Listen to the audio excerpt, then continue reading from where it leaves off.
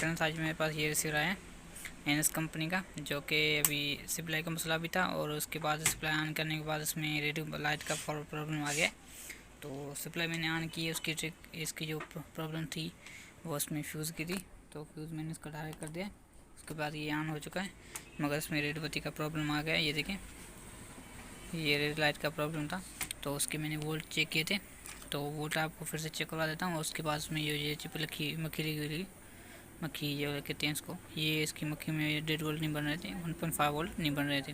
तो मैंने यहाँ से एक कनेक्शन लेकर यहाँ पर इसको ऑन करके दिखाऊंगा और उसके बाद इसकी मक्खी चेंज करके ऑन करूँगा। तो बने वीडियो के साथ, वीडियो पसंद आए तो वीडियो को लाइक कर दीजिए। ठीक है दोस्तों, तो मैंने इसका जो सप्लाई का फ्यूज़ था, तो ये जो फ्यूज़ था ये वाला फ्यूज़ नहीं, यहाँ से ब्रेक हो चुका था। तो मैंने अंदर से ये सप्लाई को खोल कर नीचे से इसकी फ्यूज़ डायरेक्ट कर दिया। तो ये सप्लाई ऑन हो चुकी है। अभी इसके बाद इसमें 1.5 वोल्ट का प्रॉब्लम है। वोल्ट का आपको चेक कराता हूँ फिर से। तो सबसे पहले पोर्ट दोबारा चेक करवाता हूँ।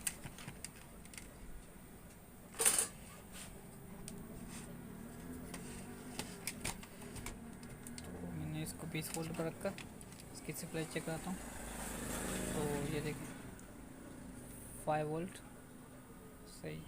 इसके अलावा ये 15 वोल्ट और ये 20-22 वोल्ट होते हैं। ठीक है, तो इसके ये वोल्ट सही है। इसके बाद इसके वोल्ट मदरबोर्ड के इसके जो वोल्ट हैं वो चेक कराता हूँ आपको। ये 3.3 MOSFET और जो होता है MOSFET है। इसके अलावा ये 1.78 वाला MOSFET। इसके अलावा ये चिप IC लगी होती है 1.5 ही, तो ये ख़राब थी। तो ये देखें, ये मैंने इसके ये निकाल दिए।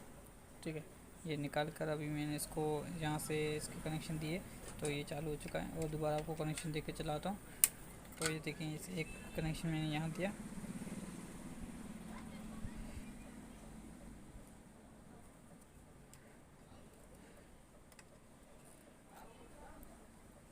एक कनेक्शन यहाँ देने के बाद एक कनेक्शन वहाँ से। तो ये सिर्फ ये जो जुगाड़ है वो सिर्फ आपको तस्वीर करने के लिए, तो वाकई इसमें प्रॉब्लम है ये नहीं। तो ये देखें, इसी ऑन हो चुका है। तो फिलहाल इसमें 1.5 वोल्ट की जो IC है वो